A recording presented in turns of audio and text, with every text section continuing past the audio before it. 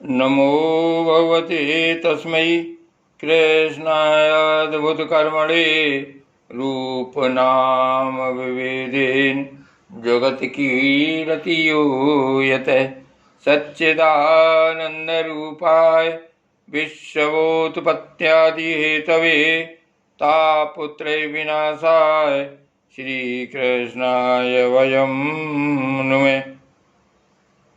श्रीमद्भागवत महापुराण एकादश स्कंध 14वां अध्याय भक्ति योग की महिमा तथा ध्यान विधि का वर्णन। उद्धव जी ने पूछा, श्री कृष्ण, ब्रह्मवादी महात्मा आत्म कल्याण के अनेकों साधन बतलाते हैं। उनमें अपनी अपनी दृष्टि के अनुसार सभी श्रेष्ठ हैं अथवा किसी एक की प्रधानता है। मेरे स्वामी, आपने तो अभी अभी भक्ति योग को ही निरपेक्ष एवं स्वतंत्र साधन बतलाया है, क्योंकि इसी से सब ओर से आसक्ति छोड़कर मन आप में ही तन्मय हो जाता है। भगवान श्री कृष्ण ने कहा, प्रिय उद्धव, यह वेद वाणी समय के फेर से प्रलय के अवसर पर लुप्त हो गई थी। फिर जब सृष्टि का समय आया तब मैंने अपने संकल्प से ही इसे ब्रह्मा को उपदेश किया। इसमें मेरे भागवत धर्म का ही वर्णन है। ब्रह्मा ने अपने ज्येष्ठ पुत्र स्वयंभुव मनु को उपदेश किया और उनसे भृगु, अंगिरा, मरीचि, पुलह, अत्रि, पुलस्त्य और क्रतु, इन 7 प्रजापति महर्षियों ने ग्रहण किया। तदंतर इन ब्रह्म ऋषियों की संतान देवता, दानव, गोक, मनुष्य, सिद्ध, गंधर्व, विद्याधर, चारण, किन्नदेव, किन्नर, नाग, राक्षस और किमपुरुष आदि ने इसे अपने पूर्वज इन्हीं ब्रह्म ऋषियों से प्राप्त किया। सभी जातियों और व्यक्तियों के स्वभाव, उनकी वासनाएं सत्व, रज और तमोगुण के कारण भिन्न भिन्न हैं। इसलिए उनमें और उनकी बुद्धि वृत्तियों में भी अनेकों भेद हैं। इसीलिए वे सभी अपनी अपनी प्रकृति के अनुसार उस वेदवाणी का भिन्न भिन्न अर्थ ग्रहण करते हैं। वह वाणी ही ऐसी अलौकिक है कि उससे विभिन्न अर्थ निकलना स्वाभाविक ही है। इसी प्रकार स्वभाव भेद तथा परंपरागत उपदेश के भेद से मनुष्यों की बुद्धि में भिन्नता आ जाती है और कुछ लोग तो बिना किसी विचार के वेद विरुद्ध पाखंड मतालंबी हो जाते हैं। प्रिय उद्धव, सभी की बुद्धि मेरी माया से मोहित हो रही है। इसी से वे अपने अपने कर्म संस्कार और अपनी अपनी रुचि के अनुसार आत्म कल्याण के साधन भी एक नहीं अनेकों बतलाते हैं। पूर्व मीमांसक धर्म को, साहित्याचार यश को, कामशास्त्री काम को, योगवेत्ता सत्य और समदमादि को, दंडनीतिकार ऐश्वर्य को, त्यागी त्याग को और लोकायतिक भोग को ही मनुष्य जीवन का स्वार्थ पर परम लाभ बतलाते हैं। कर्मयोगी लोग यज्ञ, तप, दान, व्रत तथा यम नियम आदि को पुरुषार्थ बतलाते हैं, परंतु ये सभी कर्म हैं। इनके फल स्वरूप जो लोक मिलते हैं वे उत्पत्ति और नाश वाले हैं। कर्मों का फल समाप्त हो जाने पर उनसे दुख ही मिलता है और सच पूछो तो उनकी अंतिम गति घोर अज्ञान ही है। उनसे जो सुख मिलता है वह तुच्छ है, नगण्य है और वे लोक भोग के समय भी असूया आदि दोषों के कारण शोक से परिपूर्ण हैं। इसलिए इन विभिन्न साधनों के फेर में न पड़ना चाहिए। प्रिय उद्धव, जो सब ओर से निरपेक्ष बेपरवाह हो गया है, किसी भी कर्म या फल आदि की आवश्यकता नहीं रखता और अपने अंतःकरण में सब प्रकार से मुझे ही समर्पित कर चुका है। जो प्रिय उद्धव, जो सब प्रकार से निरपेक्ष बेपरवाह हो गया है, किसी भी कर्म या फल आदि की आवश्यकता नहीं रखता और अपने अंतःकरण को सब प्रकार से मुझे ही समर्पित कर चुका है, परमानंद स्वरूप में उसकी आत्मा के रूप में स्फुरित होने लगता हूँ। इससे वह जिस सुख का अनुभव करता है वह विषय लोलुप प्राणियों को किसी प्रकार मिल नहीं सकता।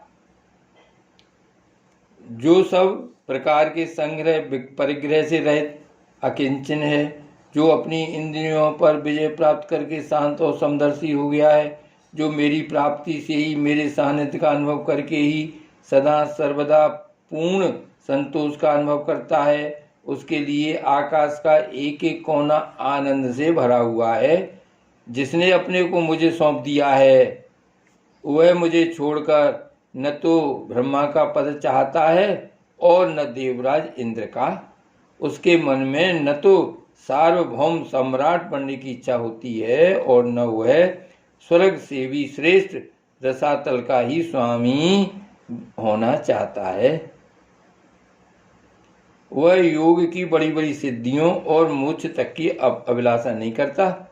उद्धव, मुझे तुम्हारे जैसे प्रेमी भक्त जितने प्रियतम उद्धव, मुझे तुम्हारे जैसे प्रेमी भक्त जितने प्रियतम हैं उतने प्रिय मेरे पुत्र ब्रह्मा, आत्मा, शंकर, सगे भाई बलराम जी, स्वयं अर्धांगिनी लक्ष्मी जी और मेरा अपना आत्मा भी नहीं है, जिसे किसी की अपेक्षा नहीं, जो जगत के चिंतन से सर्वथा उपरत होकर मेरे ही मनन चिंतन में तल्लीन रहता है और राग द्वेष न रखकर सबके प्रति समान दृष्टि रखता है। उस महात्मा के पीछे पीछे में निरंतर यह सोचकर घूमा करता हूँ कि उसके चरणों की धूल उड़कर मेरे ऊपर पड़ जाए और मैं पवित्र हो जाऊं।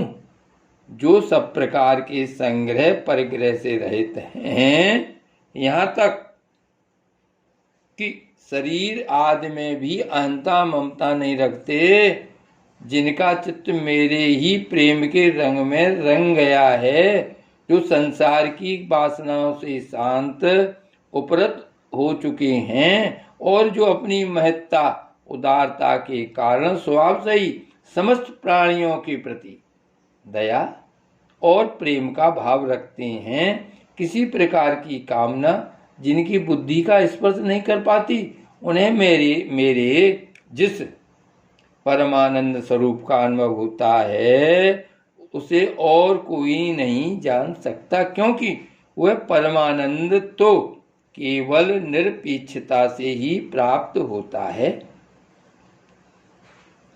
उद्धव जी, मेरा जो भक्त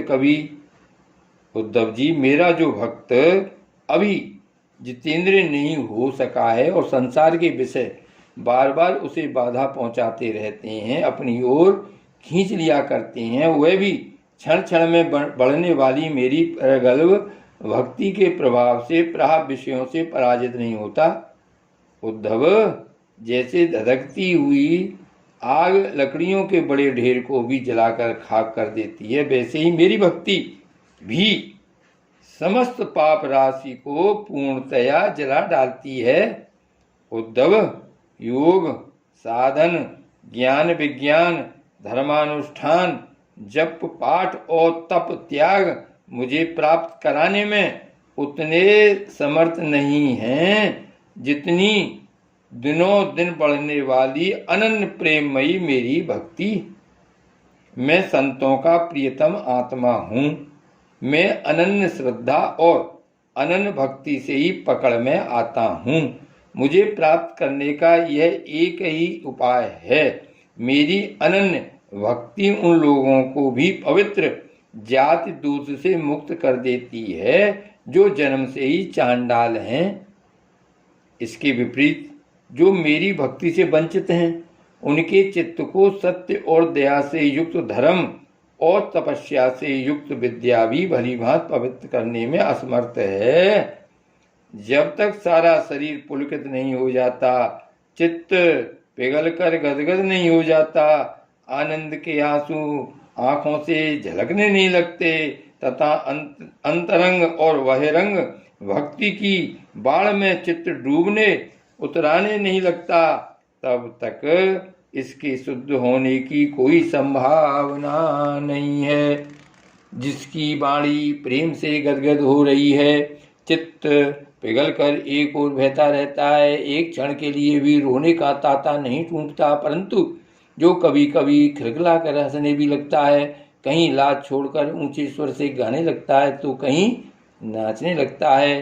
भैया उद्धव, मेरा वह भक्त न केवल अपने को बल्कि सारे संसार को पवित्र कर देता है। जैसे आग में तपाने पर सोना मैल छोड़ देता है, निखर जाता है और अपने असली शुद्ध रूप में स्थित हो जाता है, वैसे ही मेरे भक्ति योग के द्वारा आत्मा कर्म वासनाओं से मुक्त होकर मुझको ही प्राप्त हो जाता है, क्योंकि मैं ही उसका वास्तविक स्वरूप हूँ। उद्धव जी, मेरी परम पावन लीला कथा की श्रवण कीर्तन से ज्यों ज्यों चित्त का मैल धुलता जाता है, त्यों तो उसे सूक्ष्म वस्तु के वास्तविक तत्व के दर्शन होने लगते हैं। जैसे अंजन के द्वारा नेत्रों का दोष मिटने पर उनमें सूक्ष्म वस्तुओं को देखने की शक्ति आने लगती है। जो पुरुष निरंतर विषय चिंतन किया करता है, उसका चित्त विषयों में फंस जाता है, और जो मेरा स्मरण करता है उसका चित्त मुझ में तल्लीन हो जाता है।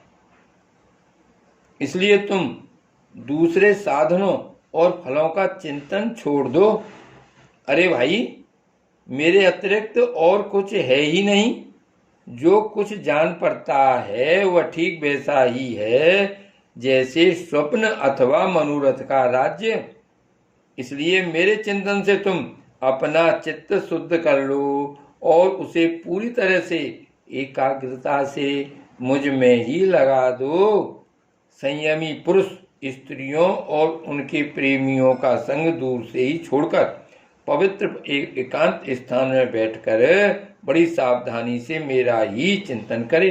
प्यारे उद्धव, स्त्रियों के संग से और स्त्री संगियों के लंपटों के संग से पुरुष को जैसे क्लेश और बंधन में पड़ना पड़ता है, वैसा क्लेश और फसावट और किसी के भी संग से नहीं होती। उद्धव जी ने पूछा, कमल नयन श्याम सुंदर, आप कृपा करके यह बतलाइए कि मुमुक्ष पुरुष आपका किस रूप से, किस प्रकार और किस भाव से ध्यान करे। भगवान श्री कृष्ण ने कहा, प्रिय उद्धव, जो न तो बहुत ऊंचा हो और न बहुत नीचा ही, ऐसे आसन पर शरीर को सीधा रखकर आराम से बैठ जाए, हाथों को अपनी गोद में रख ले और दृष्टि अपनी नासिका के अग्रभाग पर जमावे। इसके बाद पूरक, कुम्भक और रेचक तथा रेचक, कुम्भक और पूरक, इन प्राणायामों के द्वारा नाड़ियों का शोधन करे। प्राणायाम का अभ्यास धीरे धीरे बढ़ाना चाहिए और उसके साथ साथ इंद्रियों को जीतने का भी अभ्यास करना चाहिए। हृदय में कमल नालगत पतले सूत के समान ओंकार का चिंतन करे, प्राण के द्वारा उसे ऊपर ले जाए और उसमें घंटा नाद के समान स्वर स्थित करे। उस स्वर का तांता टूटने न पावे। इस प्रकार प्रतिदिन 3 समय 10-10 बार आकार सहित प्रतिदिन 3 समय 10-10 बार ओंकार सहित प्राणायाम का अभ्यास करे। ऐसा करने से 1 महीने के अंदर ही प्राण वायु बस में हो जाती है। इसके बाद ऐसा चिंतन करे कि हृदय एक कमल है, वह शरीर के भीतर इस प्रकार स्थित है मानो उसकी डंडी तो ऊपर की ओर है और मुंह नीचे की ओर। अब ध्यान करना चाहिए कि उसका मुख ऊपर की ओर होकर खिल गया है। उसके 8 दल पंखुड़ियां हैं और उनके बीचों बीच पीली पीली अत्यंत सुकुमार कर्णिका गद्दी है। कर्णिका पर क्रमशः सूर्य, चंद्रमा और अग्नि का न्यास करना चाहिए। तदंतर अग्नि के अंदर मेरे इस रूप का स्मरण करना चाहिए। मेरा यह स्वरूप ध्यान के लिए बड़ा ही मंगलमय है। मेरे अवयवों की गठन बड़ी ही सुडौल है। रोम रोम से शांति टपकती है। कमल मुख अत्यंत प्रफुल्लित और सुंदर है। घुटनों तक लंबी मनोहर 4 भुजाएं हैं। बड़ी ही सुंदर और मनोहर गर्दन है। मकरा कृत मणि के समान स्निग्ध कपोल हैं। मुख पर मंद मंद मुस्कान की अनोखी ही छटा है। दोनों ओर के कान बराबर हैं और उनमें मकराकृत कुंडल झिलमिल कर रहे हैं। वर्षाकालीन मेघ के समान श्यामल शरीर पर पीताम्बर फहरा रहा है। श्री वत्स एवं लक्ष्मी जी का चिन्ह बक्षय स्थल पर दाएं बाएं विराजमान है। हाथों में क्रमशः शंख, चक्र, गदा, पद्म एवं पद्म धारण किए हुए हैं। गले में वनमाला लटक रही है। चरणों में नूपुर शोभा दे रहे हैं। गले में कौस्तुभ मणि जगमगा रही है। अपने अपने स्थान पर चमचमाते हुए किरीट, कंगन, करधनी और बाजूबंद शोभायमान हो रहे हैं। मेरा एक एक अंग अत्यंत सुंदर एवं हृदयहारी है। सुंदर मुख और प्यार भरी चितवन कृपा प्रसाद की वर्षा कर रही है। उद्धव, मेरे इस सुकुमार रूप का ध्यान करना चाहिए और अपने मन को एक एक अंग में लगाना चाहिए। बुद्धिमान पुरुष को चाहिए कि मन के द्वारा इंद्रियों को उनके विषयों से खींच ले और मन को बुद्धि रूप सारथी की सहायता से मुझ में ही लगा दे। चाहे मेरे किसी भी अंग में क्यों न लगे, जब सारे शरीर का ध्यान होने लगे तब अपने चित्त को खींचकर एक स्थान में स्थिर करे और अन्य अंगों का चिंतन न करके केवल मंद मंद मुस्कान की कटा और अन्य अंगों का चिंतन न करके केवल मंद मंद मुस्कान की छटा से युक्त मेरे मुख का ही ध्यान करे। जब चित्त मुखारबिंद में ठहर जाए तब उसे वहां से हटाकर आकाश में स्थिर करे। तदंतर आकाश का चिंतन भी त्याग कर मेरे स्वरूप में आरूढ़ हो जाए और मेरे सिवा किसी भी वस्तु का चिंतन न करे। जब इस प्रकार चित्त समाहित हो जाता है तब जैसे एक ज्योति दूसरी ज्योति से मिलकर एक हो जाती है, वैसे ही अपने में मुझे और मुझ सर्वात्मा में अपने को अनुभव करने लगे। जो योगी इस प्रकार तीव्र ध्यान योग के द्वारा मुझ में ही अपने चित्त का संयम करता है, उसके चित्त से वस्तु की अनेकता, तत्संबंधी ज्ञान और उनकी प्राप्ति के लिए होने वाले कर्मों का भ्रम शीघ्र ही निवृत्त हो जाता है। श्री गोवर्धन नाथ की जय।